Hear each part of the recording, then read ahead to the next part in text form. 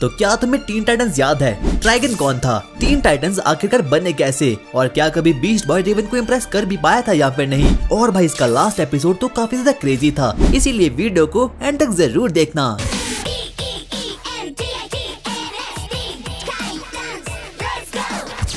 तो कहानी की शुरुआत रिचर्ड ग्रेसन नामक एक बच्चे से होती है। वो एक सर्कस फैमिली में पैदा हुआ। एक गैंग वॉर के क्रॉसफायर में उसके पेरेंट्स की मौत हो गई और गैंग का नाम था टॉनी ज़ुको। बैटमैन जो कि खुद अपने पेरेंट्स को खो चुका था, उसने रिचर्ड को अडॉप्ट कर लिया और उसे ट्रेन किया क्राइम फाइटिंग में। वो बच्चा कोई और नहीं बल्कि हमारा अपना स्टारफायर पगलू रॉबिन था। लेकिन जैसे जैसे रिचर्ड बड़ा होता गया, उसकी अपनी आइडेंटिटी बनने लगी रॉबिन के नाम से। उसने बैटमैन का साथ छोड़ दिया और जंप सिटी में शिफ्ट हो गया और उसके बाद वो जंप सिटी में मिशन को करना शुरू कर लिया। वो गुंडों की पिटाई करता और लोगों की रक्षा। आगे हम देखते हैं कि गारफील्ड लोगन नामक एक बच्चा यानी कि बीस्ट बॉय, उसके पेरेंट्स मार्क और मैरी थे। वो वाइल्ड लाइफ बायोलॉजिस्ट थे जो कि जंगल में रिसर्च करते थे। एक दिन गारफील्ड को एक ग्रीन मंकी ने बाइट कर दिया, जिससे कि उसे साकुशा नामक एक रेयर डिजीज हो चुकी थी। उसके पेरेंट्स ने एक स्पेशल सीरम को डेवलप किया ताकि बीस्ट बॉय की जान बच सके। लेकिन उसके रिजल्ट में गारफील्ड तो बच गया, पर उसे नई पावर्स मिल चुकी थी शेप शिफ्टिंग की। अब वो किसी भी जानवर में कन्वर्ट हो सकता था और अब उसकी स्किन, हेयर और आईज सब कुछ ग्रीन होने लगी थी। लेकिन कुछ समय बाद उसके पेरेंट्स एक बोटिंग एक्सीडेंट में मारे गए और वो ऑर्फन हो गया। और उसके बाद उसने डूम पेट्रोल नाम की एक सुपर हीरो टीम को ज्वाइन कर लिया। अपने शेप शिफ्टिंग की पावर से वो डूम पेट्रोल का हिस्सा बन चुका था। एक बहुत ही खतरनाक मिशन के दौरान डूम पेट्रोल का सामना हुआ ब्रदरहुड से, जो कि काफी खतरनाक टीम थी। उनका एक ही मिशन था, क्वांटम जनरेटर को एक्टिवेट करना ताकि वो ब्लैक होल को क्रिएट कर पाए और दुनिया का खात्मा कर पाए। बीस्ट बॉय की टीम अब काफी ज्यादा घायल हो चुकी थी और बीस्ट बॉय के पास सिर्फ दो चॉइसेस बची थी, या तो वो जनरेटर को स्टॉप करता या फिर अपनी टीम को बचाता।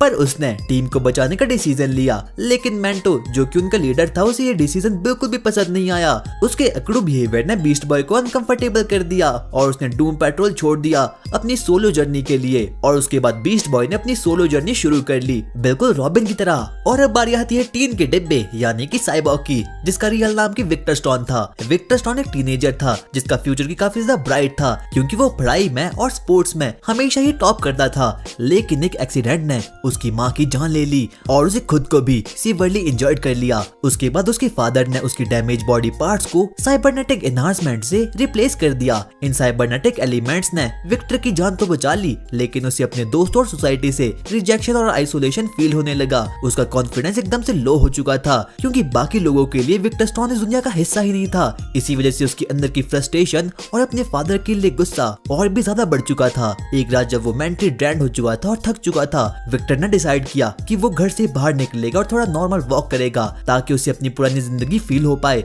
उसने एक हुडी पहनी ताकि वो साइबरनेटिक पार्ट्स को छुपा सके और स्ट्रीट पर नॉर्मल लोगों की तरह चल पाए। लेकिन उस रात की किस्मत कुछ और ही थी। उसी रात उसकी मुलाकात हुई एक एलियन लड़की जिसका नाम की स्टारफायर था। स्टारफायर की ओरिजिन कहानी काफी ज्यादा इंटेंस है। वो टैमरन प्लेनेट में पैदा हुई, जहाँ पर कि लोग अपनी ताकत इमोशन से ड्राइव करते थे। जब उनके प्लेनेट पर एलियंस ने अटैक कर दिया तो उसकी अपनी ही बहन ब्लैक फायर ने उसे बीट्रे कर दिया। किसी को भी विश्वास नहीं होता कि ब्लैक फायर कुछ ऐसा भी कर सकती है। ये हार्ट ब्रेकिंग बीट्रेल उसके पेरेंट्स को बर्दाश्त नहीं हुआ और इसीलिए वो लोग चल बसे। और बाद में जाकर स्टारफायर को सीटरलैंड ले जाया गया, लेकिन वो वहाँ से एस्केप कर गई और सीधा ही जंप सिटी में लैंड हुई। एस्केप करते वक्त वो काफी केओस करती है और हर जगह तोड़फोड़ मचाना शुरू करती है, स्पेशली जब वो हथकड़ियों से छूटने की कोशिश कर रही थी। इसी दौरान उसकी मुलाकात हुई 4 नए हीरो से, साइबॉर्ग, रेवन, बीस्ट बॉय और उन सब का लीडर रॉबिन। और उस वक्त ये लोग भी एक दूसरे को नहीं जानते थे।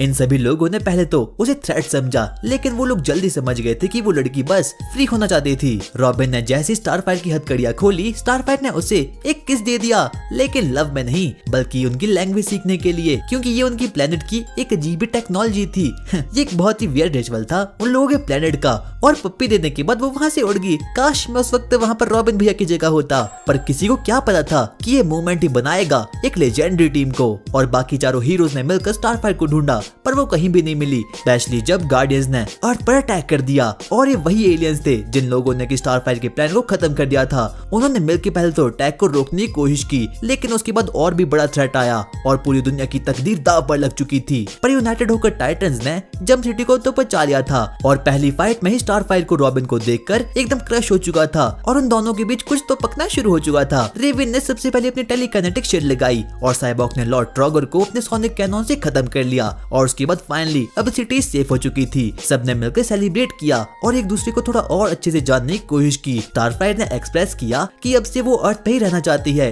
और उसके बाद उन लोगों ने डिसाइड किया कि वो लोग मिलकर एक बहुत ही तगड़ी टीम को क्रिएट करेंगे। आगे हम देखते हैं कि एक पावरफुल ड्रैगन जिसका नाम की मैलिक्योर था, उसे रोकने के लिए एक विजार्ड जिसका नाम रॉरिक था, उसने अपने सारे मैजिक ट्रिक्स को ट्राई कर दिया, लेकिन मैलिक्योर की ताकत उसे हैंडल ही नहीं हो पाई। तो लास्ट मोमेंट पर रॉरिक ने एक ट्रिकी स्पेल का यूज किया और मैलिक्योर को एक स्पेशल किताब में ट्रैप कर दिया और फिर सेंचुरीज बाद वही किताब समहाउ रेवन की हाथों लग जाती है।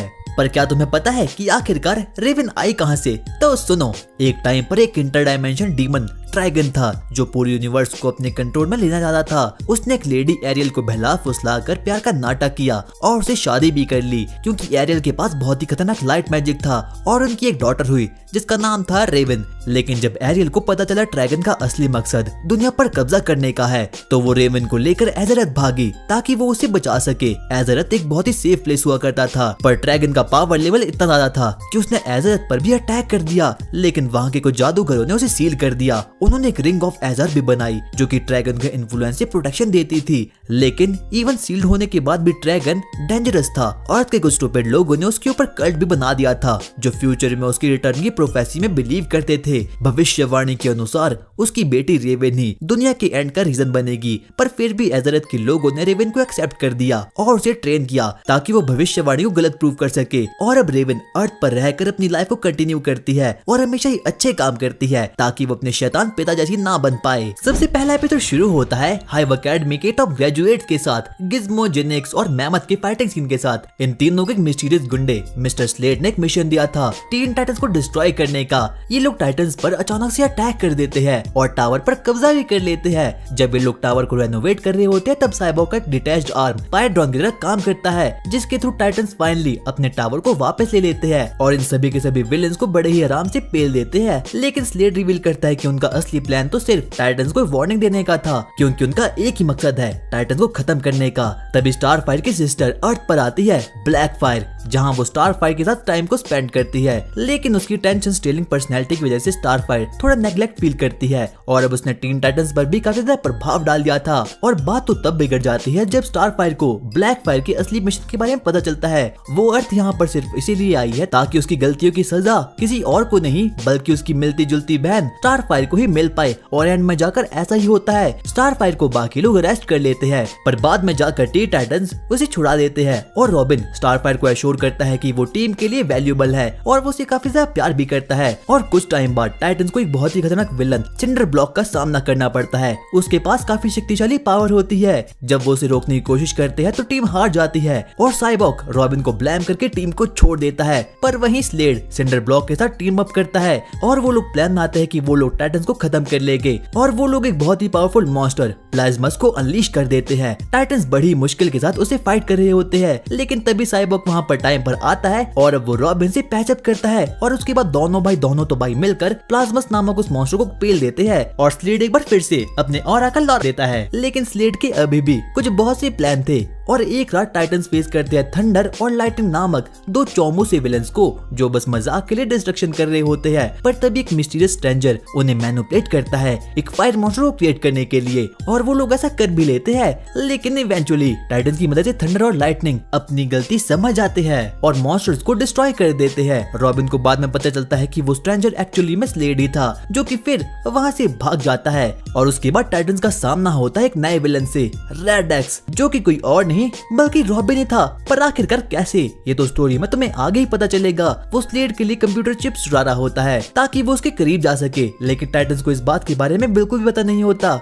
जब उन्हें रॉबिन के सच के बारे में पता चलता है तो उनके बीच ट्रस्ट इश्यू होना शुरू हो जाता है। रॉबिन स्लेड को पकड़ने के लिए इतना ज्यादा ऑब्सेस्ड था कि उसकी टीम के साथ भी उसके कनेक्शन अब धीरे धीरे करके टूटना शुरू हो चुके थे और स्लेड का नेक्स्ट प्लान होता है डिस्ट्रक्टिव मशीन को बनाने का। टाइटंस उस प्लान को फेल करने की कोशिश करते हैं, लेकिन स्लेड एक्चुअली में रॉबिन रॉबिन को अपना चेला बनाना चाहता है। वो चोरी छिपे टाइटंस के ब्लड स्ट्रीम में एक सीरम को इंजेक्ट कर देता है और रॉबिन को धमकी देता है कि अगर उसने उसकी बात को नहीं माना तो वो सभी के सभी टाइटंस को खत्म कर लेगा। रॉबिन अपने दोस्तों को बचाने के लिए स्लेड का चेला बन जाता है और जब टाइटंस रॉबिन को वापस लेने के लिए वहाँ पर जाते हैं, स्लेड उस सीरम को एक्टिवेट कर देता है। लेकिन रॉबिन एक बहुत ही क्लेवर मूव को यूज करता है, वो खुद को भी सीरम को इंजेक्ट कर लेता है, जिससे कि स्लेड उसे मार नहीं पाता क्योंकि उसे रॉबिन काफी ज्यादा पसंद था। और एंड में जाकर रॉबिन फाइनली स्लेड को हरा देता है और सीरम को निकाल देता है और अब उनकी टीम के संबंध काफी अच्छे हो चुके थे। स्लेड एस्केप कर जाता है, लेकिन डोंट वरी, वो वापस आएगा।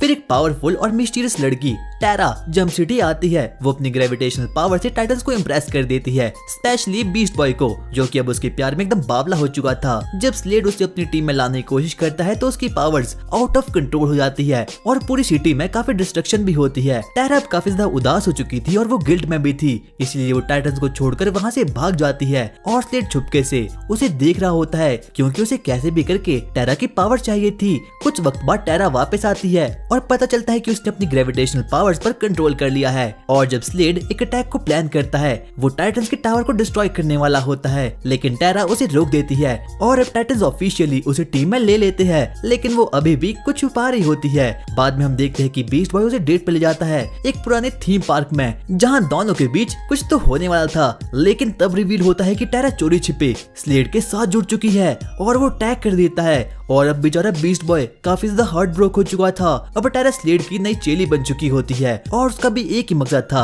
कि वो कैसे भी करके टाइटंस को डिस्ट्रॉय कर लेगी। और टीम रियलाइज करती है कि टेरा का सूट ही वो डिवाइस है जिसके थ्रू की स्लेड उसे कंट्रोल कर रहा है। पर बीस्ट बॉय टेरा को नहीं छोड़ता। उसे लगता था कि टेरा अभी भी अंदर से अच्छी है। टाइटंस उसे एक और चांस देते हैं, लेकिन टेरा स्लेड की मदद से पूरे की पूरी सिटी पर कब्जा कर देती है। लेकिन बीस्ट बॉय के प्यार को देखकर टेरा को अब अपनी गलती का एहसास हो चुका था, इसीलिए वो स्लेड पर अटैक करना शुरू करती है ताकि वो उसके कंट्रोल से छूट पाए। वो अपनी पूरी ग्रेविटेशनल पावर लगा देती है स्लेड को मिटाने के लिए और वो ऐसा कर भी लेती है। पर अफसोस अब उसके अंदर की पावर्स एकदम जीरो हो चुकी थी और अब इसीलिए वो एक पत्थर में कन्वर्ट हो चुकी थी। और बेचारे बीस्ट बॉय की कहानी भी अब अधूरी रह गई। हाइव एकेडमी के स्टूडेंट्स के बढ़ते क्रिमिनल एक्टिविटीज के पीछे का रीजन जानने के लिए टीन टाइटन साइबॉर्ग को एक अंडरकवर मिशन पर भेजते हैं। वो स्टोन के रूप में एकेडमी में जाता है और उन तीनों के ट्रस्ट को जीत लेता है और उसके बाद एकेडमी के नए हेडमास्टर ब्रदर ब्लड की नजर में आ जाता है। साइबॉर्ग को पता चलता है कि ब्लड का प्लान ये है कि उसे कैसे भी करके आयरन एम्पलीफायर को बनाना है, एक पावरफुल डिवाइस जो कि रॉबरीज के पैसों से फंड हो रहा है। लेकिन ब्लड साइबॉर्ग की असली आइडेंटिटी को एक्सपोज कर देता है और उसे मैनिपुलेट करता है। वो उसे ये भी प्रॉमिस करता है कि वो उसे फुल्ली ह्यूमन में कन्वर्ट कर देगा। पर लड़ाई के दौरान साइबॉर्ग अपनी असली लॉयल्टी दिखाता है और ब्लड के अगेंस्ट लड़ता है और उसके बाद वो लोग मिलकर हाइव एकेडमी को गिरा देते हैं। लेकिन एक दिन अचानक से स्लेड का मास्क ग्लो करना शुरू करता है। टाइटन सोचते हैं कि क्या उनका सबसे खतरनाक एनिमी वापस आने वाला है। और कुछ टाइम बाद हम देखते हैं कि रेवन गलती से एक बहुत ही पावरफुल ड्रैगन मेलिक्योर को रिलीज कर देती है और ये वही ड्रैगन है जिसे कि हमने स्टोरी के पहले भी देख लिया है। उसके बाद वो उसे लड़ना शुरू करती है और वो टीन टाइटंस की लाइफ को भी डेंजर में डाल देता है। इसीलिए ना चाहते हुए भी रेवन को सिर्फ 1-on-1 बैटल करनी पड़ती है और आखिर में जाकर वो उसे वापस से उसी बुक में सील कर देती है। और वो बीस्ट बॉय को बोलती है, तुम हमेशा से मेरे काफी अच्छे दोस्त रहे हो। और बीस्ट बॉय तो साक्षात जन्नत में था। एक रात एक्वालाइट टाइटन के पास आता है और बताता है कि ब्लड ने सोनिक डिस्ट्रक्टिव मशीन बनाई है और वो भी साइबॉर्ग के ब्लूप्रिंट्स का यूज करके, और उसका प्लान है पूरी की पूरी सिटी में सुनामी लाना। उसके बाद हम देखते हैं कि टाइटंस अब तुरंत मिशन पर निकल चुके थे और साइबॉर्ग वहाँ पर बम्बल बी से भी मिलता है जो कि ऑलरेडी वहाँ पर स्पाई के रूप में काम कर रही होती है। पर तभी ब्लड वहाँ से भाग जाता है। लेकिन अब फाइनली साइबॉर्ग को अपने ब्लूप्रिंट्स वहाँ पर मिल चुके थे,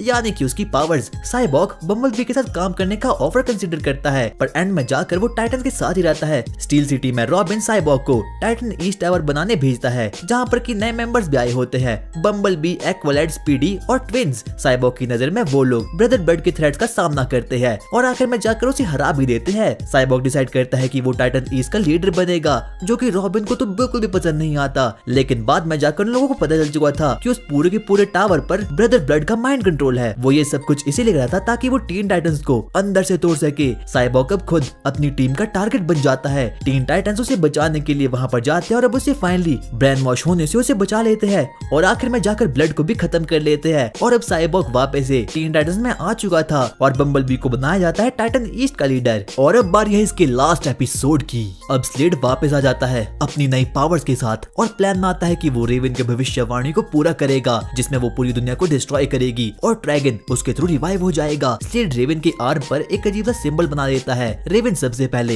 एक हॉरिफाइंग विजन को देखती है जिसमें कि दुनिया बर्बाद होती है। बाद में स्लेड एक डार्क केव में जाता है और किसी इविल फोर्स से बात करता है। पहला टास्क कंप्लीट हो गया मालिक। टाइटन्स डिस्कवर करते हैं कि स्लेड के पास एक अजीब सा सिंबल है जो कि रेवन की डार्क डेस्टिनी से जुड़ा हुआ है। रेवन रिवील करती है कि वो किसी और की नहीं बल्कि डीमन किंग ड्रैगन की बेटी है और भविष्यवाणी के अनुसार उसके थ्रू ही ड्रैगन अर्थ पर आएगा और सब कुछ डिस्ट्रॉय कर देगा। पर प्रोफेसी के बावजूद टाइटन्स उसका साथ छोड़ने से इनकार कर देते हैं और अब स्लेड ड्रैगन को बताता है कि भविष्यवाणी कंप्लीट होने वाली है। टाइटन्स सबसे पहले एक बंकर को बनाते हैं ताकि वो लोग रेवन को प्रोटेक्ट कर पाए, लेकिन ड्रैगन रेवन के माइंड को मैनिपुलेट कर देता है और उसे स्लेड के साथ आने पर मजबूर कर देता है। जब स्लेड ड्रैगन से अपना रिवॉर्ड मांगता है तो ड्रैगन उसे बीट्रे कर देता है। टाइटन्स रेवन को कन्विंस करने के लिए चाहते हैं कि वो अपना फ्यूचर अभी भी चेंज कर सकती है, लेकिन रेवन उनकी एक भी नहीं सुनती। वो खुद को सैक्रिफाइस करके अब एक पोर्टल को ओपन कर देती है और उसके अंदर में से द डीमन किंग ड्रैगन अब अर्थ पर आ चुका था और अब ड्रैगन